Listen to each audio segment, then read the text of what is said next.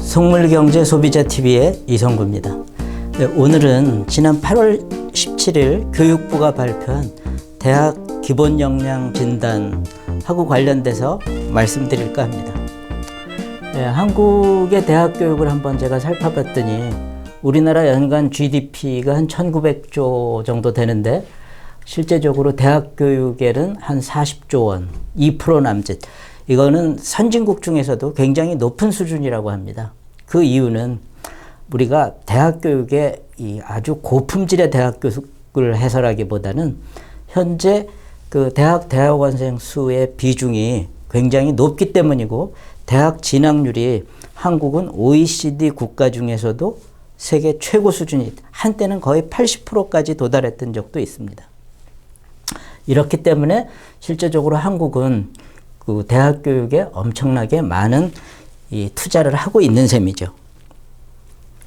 근데 최근에 어떤 문제가 생겼냐면은 우리가 90년대에 우리 그 가정들의 이런 대학 교육 열망을 반영해가지고 대학 설립 자유주의를 택했었습니다. 그러다 보니까 대학이 굉장히 많이 늘어났죠.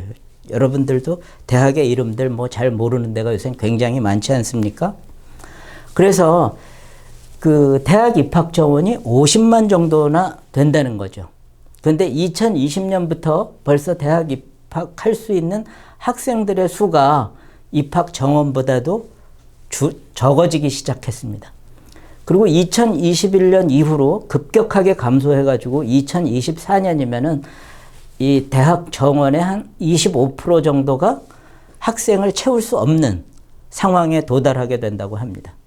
그래서 현재도 이미 실질적으로 이 작은 규모의 대학들은 전체 정원의 한 70%밖에 못 채우는 일들이 발생하고 있는 거죠. 그래서 2015년부터 실은 대학 구조 개혁해가지고 어떻게 우리 대학들의 이 정원을 감축시켜 나갈까 하는 일을 정부가 하기 시작했는데 2018년부터는 기본 역량 진단 그래가지고 정부의 지원을 받을 대학을 골라내는 작업들을 정부가 하기 시작해가지고 2021년 요번에 아주 대대적인 일을 하게 됩니다. 그래서 요번 21년 그 기본 역량 진단 결과 이 제외대학, 그러니까 앞으로 이 학교에는 정부가 재정 지원을 안 하겠다 한 대학들이 이렇게 많이 있는데 우리가 아는 대학들도 있죠. 성신여대, 수원대, 용인대, 인하대, 개원예대, 뭐 숭의여대 이렇게 우리가 과거 이름 듣고 알던 많은 대학들도 포함되어 있습니다. 조국 장관 때문에 유명해진 동양대도 포함되어 있네요. 그래서 굉장히 충격적으로 받아들여지고 있어요. 뭐 어떤 사람들은 이런 일들을 그래 문제가 있는 대학 기본 역량이 부족하니까 정부가 이렇게 정리하는 게 당연하지 라고 얘기할 수도 있겠지만 제가 바로 이 부분에 대해서 의문을 갖는 겁니다. 뭐냐면은 우리가 보통 상품들은 소비자들이 선택을 하죠. 예를 들어서 제가 어떤 빵을 먹는데 정부가 뭐 파리바게뜨 빵은 먹어도 되지만 동네에 있는 무슨 제과빵은 먹으면 안 된다. 기본 역량이 없으니까 진단해가지고 그런 일 하지 않거든요. 그런데 왜 대학만 그렇게 해야 되느냐. 그러면은 빵집을 고를 능력은 소비자들한테 있는데 대학을 고를 능력은 소비자들한테 없다고 생각하는 걸까요? 저는 그렇게 생각하지 않습니다. 어떻게 보면은 정부보다도 대학 가는 거는 이 학생이나 학부모들이 1년에 거의 1,000만 원씩을 들이는 일이기 때문에 엄청 열심히 따져보고 그러거든요. 정부가 어설픈 지표 몇 개 가지고 거기 교수가 몇 명이고 취업률이 어떻게 되고 하는 그런 것만 보는 게 아니에요. 그 과를 나오면은 취업이 어떻게 되고 그 과에서 배우는 게 뭔데 등등 아주 정말 자신의 일이기 때문에 그까지 공무원, 사무관, 석유관 몇 명이 앉아서 검토하고 무슨 교수 구조 심의에 올라가지고 적당히 이 심사하는 것보다는 몇 배 더 열심히 하게 됩니다. 그런데 그런 소비자의 선택을 필요 없다고 하고 정부가 미리 정하는 거가 무슨 까닭인지 모르겠어요. 물론 이렇게 주장할 수는 있겠습니다. 보통 상품들은 좋은 상품을 만들면 등록금도 많이 받을 수도 있고 하기 때문에 시장에서 결정되지만 대학은 그러지 못하기 때문에 정부가 이런 지표를 통해 가지고 보조적으로 하는 거다라고 얘기할 수도 있겠지만 그것도 사실 정부 책임이죠. 등록금을 묻고 정원을 통제하고 하다 보니까 그런 일이 생겨난 건데 문제는 왜 정부가 줄을 세워가지고 퇴출될 대학까지 결정하느냐 하는 거에 대한 근본적 의문을 제가 제기하는 겁니다. 아주 백보양보해서 이 정부가 만든 진단 기준, 제가 쭉 봤더니 얼마나 학생들이 처음 들어온 다음에 이 편입이나 다른 대학으로 가지 않고 유지되고 있느냐라는 것도 있고 전체 교수들 중에서 몇 명이 전임교원이냐, 강사는 몇 프로 쓰느냐, 학생 1인당 장학금은 얼마를 줬느냐 등등 여러 가지 지표들을 써가지고 하고는 있더라고요.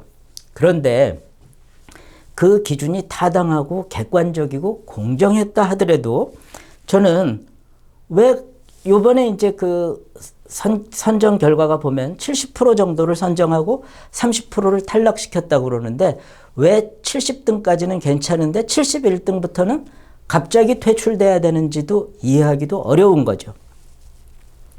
그리고 탈락한 대학들은 일반 재정 지원뿐만이 아니라 장학금이라든가 국가가 하는 여러 가지 사업에서도 제외된다고 하니까 재학생 교육에도 영향을 받을 뿐더러 또 하나는 기본 역량 지단으로 선정된 대학에 대한 그 지원은 1조 원 정도밖에 안 되는, 밖에 안 된다고 얘기하기는 어렵지만 1조 원 정도로 대학별로는 연간 50억 정도라고 하지만 어려운 대학, 재정이 어려운 대학에서는 거의 종속 여부를 결정짓는 수준이라고 합니다.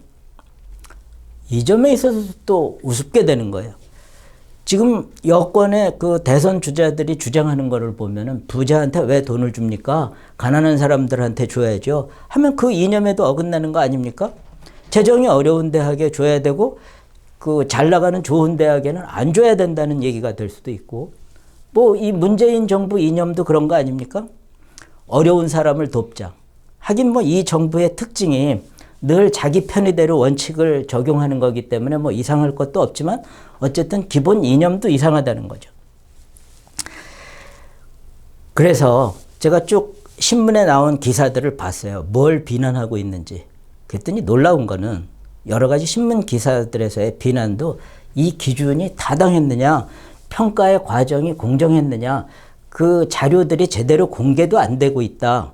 이런 정도 비판에 머무르고 있더라고요. 무슨 얘기냐면은 이 기본 역량 진단을 해가지고 대학의 퇴출을 결정하는 이 코미디 같은 그 정책, 그러니까 시장주의 국가에서는 받아들이기 어려운 이런 황당한 정책의 근본 문제에 대해서는 거의 얘기를 안 하고 있었다는 거죠. 그래서 저는 그 부분에 대해서 근본적인 문제를 제기하려고 하는 겁니다. 어쨌든 교사가 꿈이었 소녀에서 문 대통령이 임명했다는 유은혜 장관의 철학은 어떤 건지 저도 궁금합니다. 물론 이런 생각을 할 수 있어요. 기본 역량이 부족한데도 대학이 엉터리 졸업장 같은 거를 만들고 학위를 팔아서 운영할 수도 있기 때문에 소비자들의 선택에 맡길 수가 없다. 그래서 유은혜 장관, 교육부가 이런 걸 다 결정해야 되겠다 하는 생각이 있을 수도 있겠는데 사실 엉터리 졸업장 학위 장사는 정부가 그런 대학의 명단을 공개하는 것만으로도 효과가 굉장히 크고 못하게 될 겁니다. 왜 그러냐면 그런 대학을 나온 사람들을 기업이 채용하지 않겠죠. 그리고 사실 이런 문제라면은 지금 우리나라의 사회의 지도층들은 얘기할 자격도 없죠. 왜 그러냐면 지금 대선 후보로 거론되는 사람들의 상당수가 소위 엉터리 졸업장, 표절 논문 같은 것들로 다 문제되고 있는 상황 아닙니까? 오히려 저는 그런 지원금을 정부가 대학에 직접 주지 말고 학생들한테 준다면은 학생들이 정부보다 훨씬 더 대학을 열심히 골라가지고 엉터리 대학을 퇴출시킬 거라는 거예요. 혹시 그 보조금을 받기 위해서 막 갈 거다 이렇게 생각하실 수 있지만 생애에 한 번 준다고 그럽시다. 대학에 갔을 때 지금 1인당 몇십만 원이 될지는 모르지만 한 번 준다 그러면 그 한 번 줄 거를 엉터리 대학을 도와주기 위해서 갈 학생들이 있을까요? 거기 공무원, 사무관, 수기관, 교수들이 모여가지고 심사해가지고 선정하는 것보다 학생, 학부모들이 100배는 잘할 수 있습니다. 그리고 또 하나는 이렇게 구조조정이 늦어진 원인이 어디에 있는지 아십니까? 정부가 나쁜 학교를 살려주기 위해서 경쟁력이 있는 학교가 정원을 늘리는 것을 철저히 막았기 때문에 그렇습니다. 예를 들어서 일반 상품들 같으면 어떻게 돼요? 소비자들이 좋아하면은 그 식당이나 그 가게나 어디는 면적을 늘리고 생산을 많이 해서 나쁜 물건을 만드는 사람들은 시장에서 퇴출이 되게 되죠. 근데 대학교육은 좋은 학교도 정원을 늘릴 수 없습니다. 교육부의 허가를 받지 않으면은. 그러다 보니까 교육을 엉터리로 해도 학교만 세워놓고 나면은 학생이 올 수 있었던 거죠. 결국 지금 정부는 영양 진단이니 어쩌니 하면 요란을 떨고 있지만 실은 병을 주고 엉터리 약을 파는 거에 불과하다는 얘기입니다. 사실 정부가 할 일은 자동적으로 시장, 이 대학도 교육 시장에 맡기면 어떻게 돼요? 좋은 대학을 학부모나 학생들이 선택을 하고 나쁜 대학들은 신입생이 없어서 퇴출되게 될 겁니다.